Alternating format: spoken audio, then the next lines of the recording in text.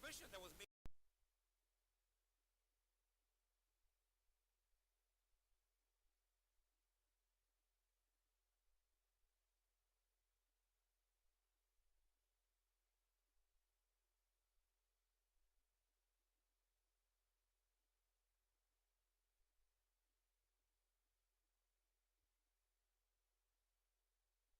It's falsehood. The natural expression is that you see a beautiful woman and you think she had it easy. All she had to do was be beautiful and things would happen. But I've known Brian for some time. This is the product of many, many years of hard work. It didn't come easy. It didn't come without challenges. So having done this as a first step, if you were giving 250 million today to capitalize women's aviation in small and medium scale enterprises, how would you allocate grants, guarantees, shared services, and testing access? First question. Good morning, everybody. And thank you, Mr. Alex. I know you had to put me on the hot seat the first time, but if I was giving $250 million, I'm sure you know that I'm a feminist. I'm sure you can tell. But I think the first thing I'll do is I will give 30% of that fund to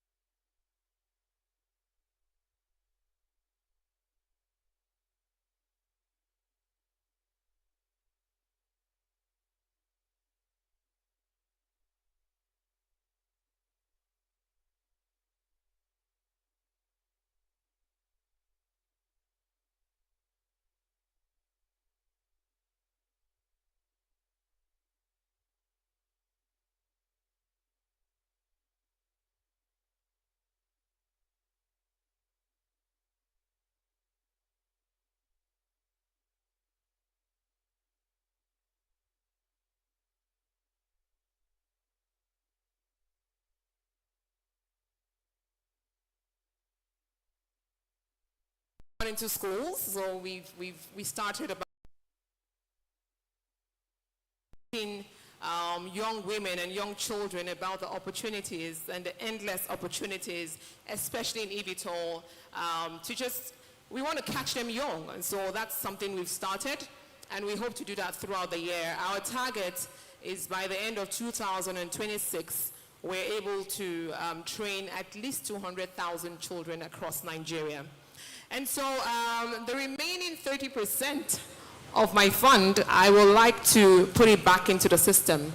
The Ministry of Aviation and Aerospace has given me a platform that I ordinarily would not be able to, thrive in. And so I want to put that back into the system.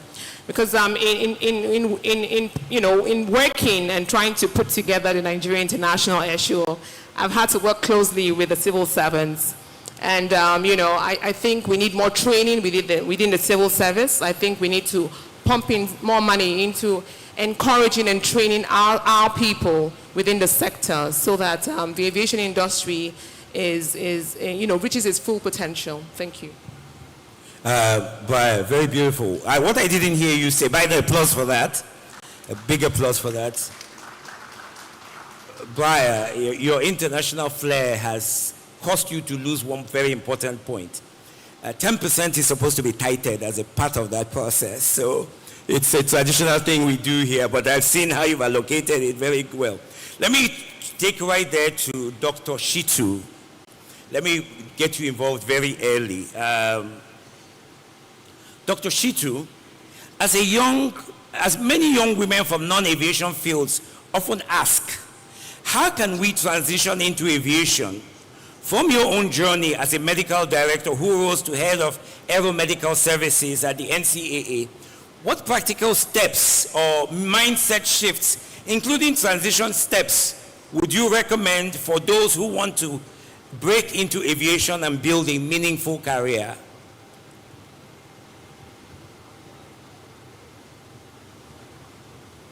From my own perspective, to go into the aviation sector and build a career, you have to be good in whatever you are doing, be it tech, be it non-tech, even if you are into the catering sector. But first of all, you start up by being a good student in whichever area you find yourself. For instance, I read medicine, and I never knew there was something like aviation medicine. Went into the College of Aviation Technologies area as a chief medical officer, not aviation examiner or anything of that sort. Along the line, I got to discover, or I was made to know, there's a sector or a section of medicine called aviation medicine. I later read aviation medicine and took it up from there.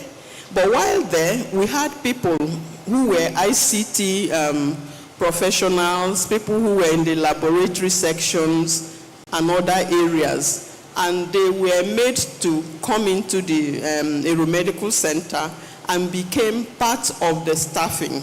They were able to carry out other activities that will make practice of aviation medicine successful. So you don't necessarily have to be a doctor to key into aviation medicine. It will expose you better. And the aviation sector as a whole, you don't actually need to be an aviator per se to become a member of the aviation industry. Just like the last speaker said, during her planning of this Airshow, she met with several civil servants. So you can actually be a civil servant and delve into the aviation sector.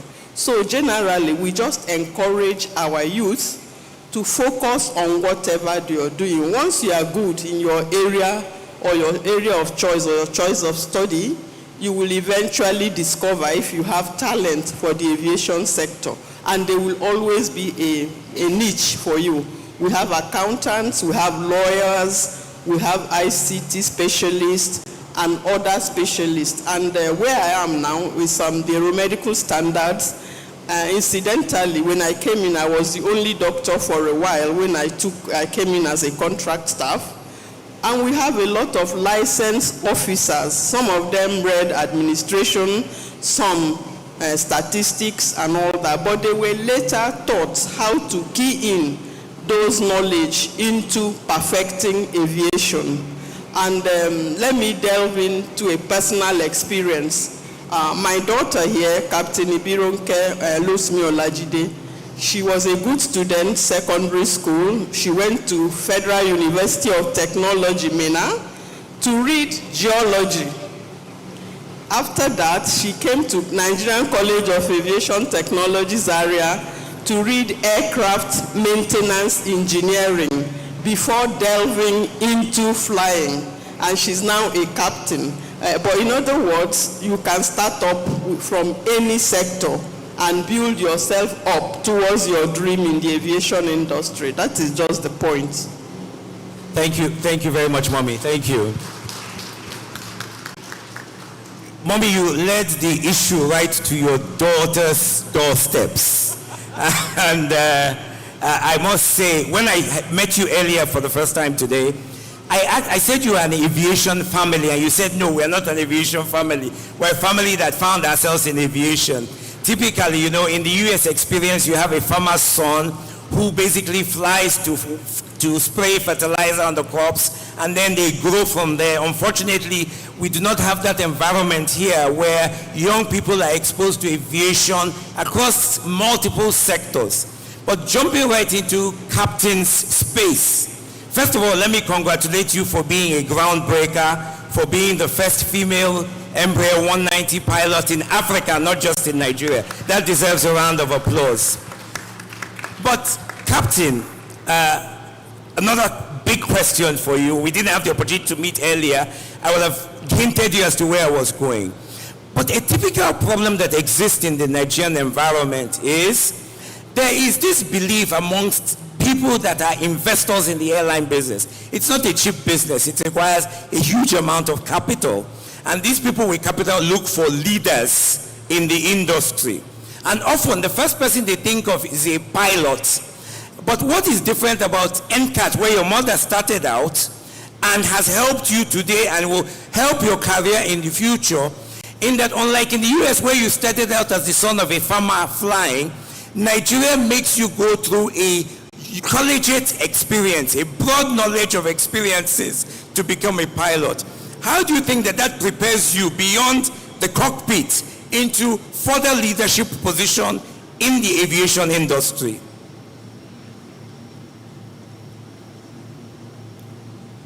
Good morning. Thank you very much. Okay, if I understand correctly, you're saying that to become a pilot in Nigeria is quite difficult compared to those outside the country, like in the US. Okay, initially, lots of people weren't really exposed to aviation, more so females. And of course, the ratio of female pilots to male pilots generally around the world is quite low. And there's these stereotypes about females, like there's a particular country, I'm not going to mention the name of the country, a female can never become a captain there. So I met with one of them when I was in flying school from that country, and she told me she's not going back. And I asked her why. She said this is the reason why, that she wants to rise. She was in IT and then joined the industry and decided to stay back in the US for her career to climb and all that. She's now on the wide body aircraft in the US as a captain there. So in Nigeria, it's about exposure, mentorship, sponsorships, and scholarships. And I strongly believe that having women in leadership roles will change the narrative, because I actually benefited from it. And there were females that raised me to where I am today, my mom inclusive. So all places I've gone to, when I meet with the females, they were quite happy. They went as far as they could to get whatever money I needed, because I was never stranded. I had colleagues that, they were like, your account is negative, you can't continue. I didn't experience that because of females. So that's to say that having females in all industries changes the narrative, and it attracts investors, whether we say otherwise. But I've seen it happening. Once they say, okay, you have females in leadership roles, it attracts investors, it attracts aspiring aviators in all sectors, engineers, pilots, air traffic controllers. But now the industry now is expanding, is a diverse industry, is expanding, and more females are needed in this industry. But of course, the road to get there, it's quite, I wouldn't say it's tough, because as a female, we learn to adapt with situations. Just like now, I had to adapt. I flew in this morning, I just got to know about this morning. So being a pilot, we adapt. It's just like the weather changes, you adapt. What do you do next? You're thinking, what's going to happen next? What am I going to do next before you get there? So it's the same thing I was able to do this morning. I just left Lagos to come here. So being a pilot in Nigeria, it's not that tough. Just like my mom mentioned, you can start from somewhere. You need to start from somewhere. I always tell people when I see them, just yesterday when I asked there was someone that was doing like on-the-job training in Nepis, and I asked him, what do you want to do next? You start from somewhere. Same thing with the females. What do you want to do? Okay, you start out as a cabin crew, and then maybe at some point you might get sponsored, either by the states or the airline. So they select females to go for such training. But in Nigeria, I must praise Airpeace. That's where I work. We have the highest number of female pilots in Nigeria. Big applause. Yeah, so we're very valuable. But the thing about this stereotype thing, let me just talk about it a little.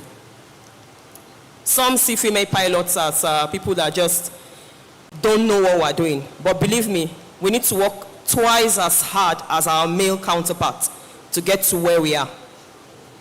And once it's a female, I'll just tell you today, once you see your female, or rather your pilot is a female captain, be happy. Because she knows her onions. We do the extra work. We actually do the extra work behind the scenes, there on the aircraft. We do the extra work. Because most times you just see, okay, it's more like a male crew, always. I've had it in situations that my first officer, cabin crew, all males, I'm the only female. And I'm like, okay, I'm the blessed female among males. They'll be like, okay. Then I'm like, let's get the job done. But one thing you must always have, teamwork. Teamwork. That's one thing about being a female leader. You may want to build an empire, but start first by being the servant leader. And the road to get there is actually tough. But like I said, you must adapt to get there. That brings me back to being a pilot in Nigeria. There are 2 flying schools in Nigeria. We have one in Zaria, and there's one at Ilorin.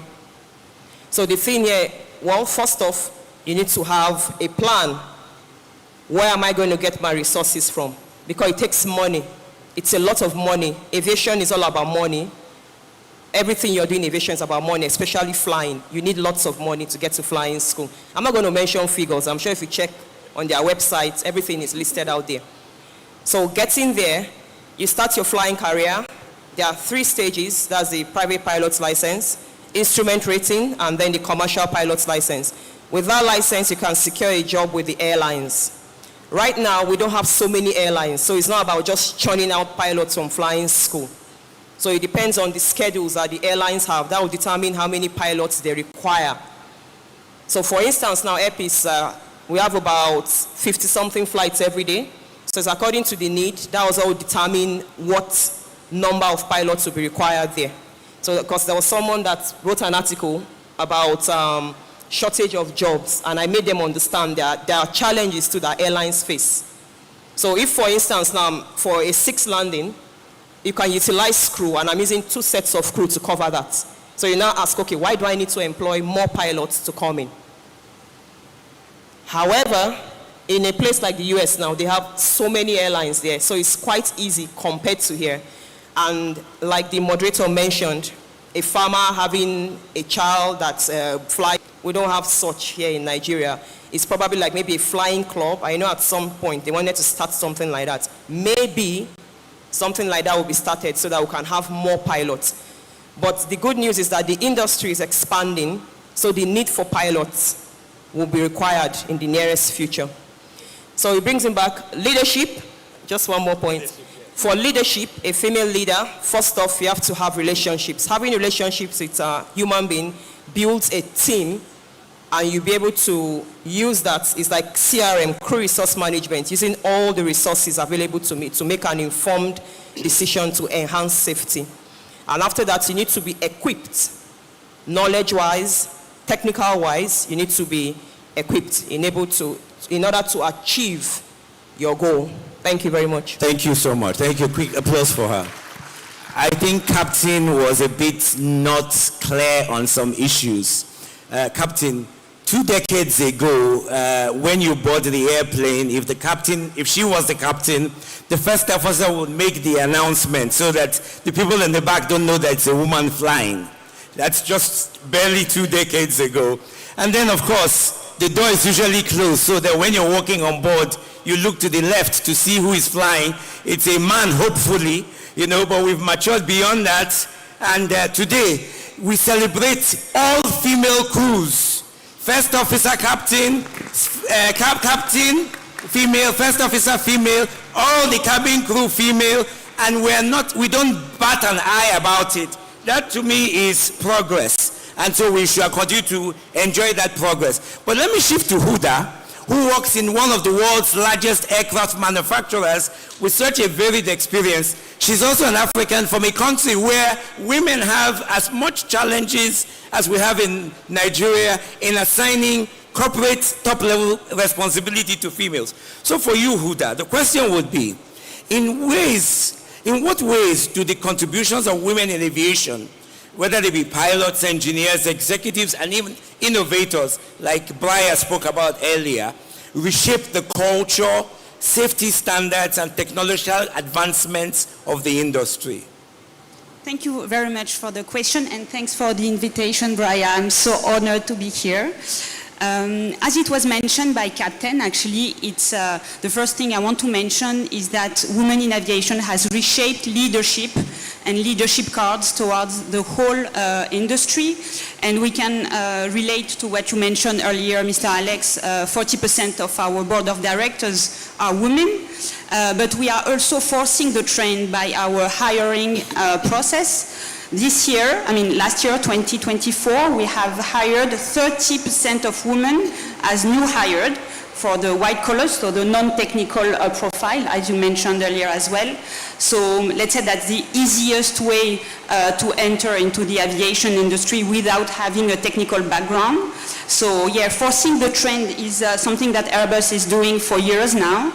but we can just highlight the fact that 20% globally, worldwide, of our workforce are women, which is the double of what the industry is doing. So we are trying to put in place many programs that are promoting that.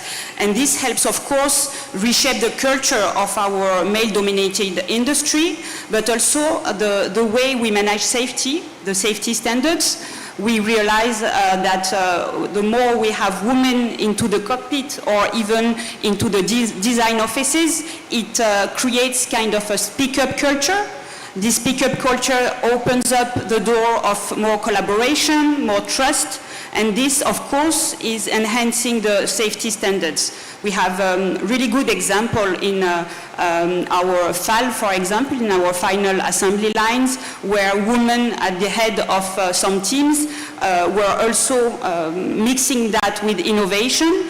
Our CTO a few months ago was still there, Sabine Kloker. She was actually the one that has designed and digitalized all our final line assembly process. So that was a big achievement, supervised by a woman that is mixing innovation plus safety standards.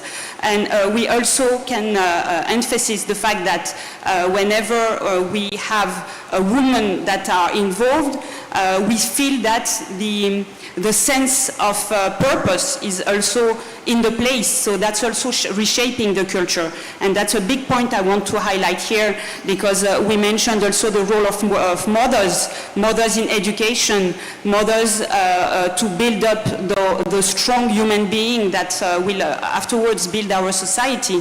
And that's very important to highlight that afterwards, all the quality and the spirit that our kids, our girl would have will be super useful in our technological driven industry.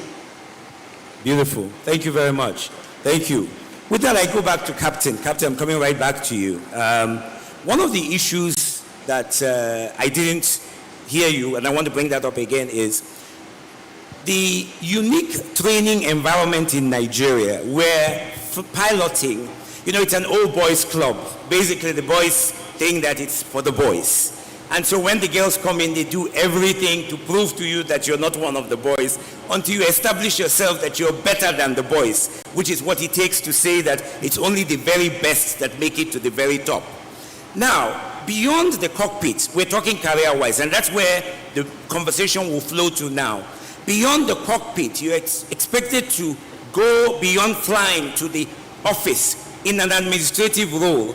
And lots of young women are approaching the aviation sector from the soft side, cabin crew, with the focus on being cabin crew, being in customer service. But what do you think they ought to do in terms of a mind frame to enter the industry with a view, like Huda spoke about, getting to the top? What do you think, based on your kind of training and the kind of training these females need to adapt themselves to go to the very top of the industry? Thank you very much. Well, getting to the top, like I mentioned, you need to, as a female, also equip yourself. If you keep waiting for the company to send you on all the courses, then the person may never get to the top. So like someone like me now, I do courses online, so I don't just wait for the company to send me. I've done leadership courses. I've done my postgraduate diploma in aviation management by myself. The company didn't send me there because I aspire to get to the top someday, not necessarily maybe in the same company or even in the same industry, maybe some other industry that I may aspire to get to, because you know our aspiration changes over time. So my advice is always build yourself, work on yourself. Don't just wait for them to spoon feed you every time. The basic training you need, like as a pilot now, the company has to send me on my simulator training every 6 months by regulation, because my license needs to stay current for me to be able to fly for the company. So that's the best they have done. Then at some point, when one has risen, like pilot, because I'm a pilot, a typical example, from a second officer to a first officer to a senior first officer, then to a captain. It may be over a decade. It took me over a decade to get there, since 2012. So after that, there are add-ons. Other positions are add-ons, like being a training captain, a training examiner, a simulator flight instructor. Those are add-ons from the company. They'll be like, okay, this person is good. You can impact knowledge. So, okay, they will have a meeting, the directors, okay, let's send this person to come and mentor and train other pilots that are coming up. This person can impact knowledge and raise leaders in the company. So that's how it works. So like for the cabin crew, like I say, it's a step. From there, you move to the next step. They say, okay, you may be like a cabin services manager. They have steps that they have to go through, junior crew, senior crew, before you get to those leadership roles. But the thing is that not everybody can get there. Just be the best you can be. Like I tell people, I usually come, I'm not here to compete with anybody. I'm just there to excel. So in whatever you do, always aim to excel. Always aim to be the best at what you do. There will be mistakes here and there, but the question is, are you satisfied with your mistake? Because that's not where the problem is, as in, are you satisfied with where you are right now? If you are not, then do better. So when you know better, do better, and then be the best version of yourself. That's the key word, be the best version of yourself. Let's get a round of applause for that. And always strive to excel. I want to ask the proud mother, because it's not by coincidence that your daughter excels. You know, we all grow by example. So the next you've reached one of the highest professional levels in aviation medicine. I emphasize aviation medicine, a specialist area. What lessons from your career can help young women, especially those starting from outside aviation, see how their unique backgrounds can become strengths, and how representation at leadership levels can shape the future of aviation safety and standards, just very much as Huda had emphasized. From the last speech I gave, I mentioned that at whatever level you are, you can aspire into the aviation industry. But as an aviation medical examiner and head of a room, there are women who are already in the medical profession to become in aviation medicine. You need to consider good doctor, because aviation medicine, like somebody would say, is medicine for normal people working in an abnormal environment. You know, the pilots, the crew, they are working in an abnormal environment, and most people flying are people who are normal. They do not have any disabilities. Whereas those people we see on ground, doctors working in the hospital, are treating abnormal people in a normal environment. So it's like the opposite. And to aspire to be in aviation medicine, first of all, there has to be that interest. You need to say, okay, I'm interested in aviation medicine. You do your own personal research. You ask questions. And now, the younger ones are luckier. They have veterans also in aviation medicine whom they can ask questions. I didn't have that privilege. I had to read it up online and found out for myself. The best you can do in medical school is study altitude physiology. But presently, I've had a lot of questions. People asking me, okay, I'm interested in aviation medicine. How do I get in? There are schools that offer aviation medicine, and one of them is in London. King's College, offers the basic and the advanced. And there's what we operate the ICAO standards in Nigeria. So that qualifies you to be an ICAO aviation medical personnel. There's also one in South Africa and also in Spain. But we use mainly the King's College in London. India also has one at Bangalore, which is already also approved for training in aviation medicine. So anybody interested in this field, they can make inquiries from the aeromedical standards of the Nigeria Civil Aviation Authority, who will guide and direct them. And maybe with time, when we have more personnel, we'll probably go hunting for aviation, interested in aviation medicine. In fact, this morning I had an inquiry from a colleague who is interested in aviation medicine. So presently it's by word of mouth, but we eventually go driving for people to get to know what aviation medicine is all about and begin to let the medical schools even introduce general topics in aviation medicine so that people will know there's an area that exists. In fact, Nigerian College of Aviation Technology Zaria was trying to make, to have an MOU with the Ahmadu Bello Teaching Hospital in Zaria to have some basic training in aviation medicine so that people in Nigeria would be exposed to this branch in aviation medicine. So thank you very much. I think that's it. Thank you. A round of applause for her, please. Thank you. I'm coming right back to Huda. What do you think are the cross-industry partnerships, including health and safety, logistics and energy, that would advance women's roles in aviation operations? So that's a question that really rings a bell to me, to my personal life and my personal professional path, because I come from actually other industry than in aviation. I've been working for Airbus for the past 10 years, but before that I was in the telecom and media industry and also the oil and gas industry, based on the use case of the customers of the customers. So because oil and gas was, energy topics were very of interest of Airbus, I had a card to play to jump from Total Energy to Airbus. So that's a point that I'm making on a personal note, just to illustrate what can be done in terms of people development, but also industry development. When health and safety, health and security, health and safety partnership manufacturer, like Airbus, by the way, you could easily have a partnership for MRO development and this type of thing.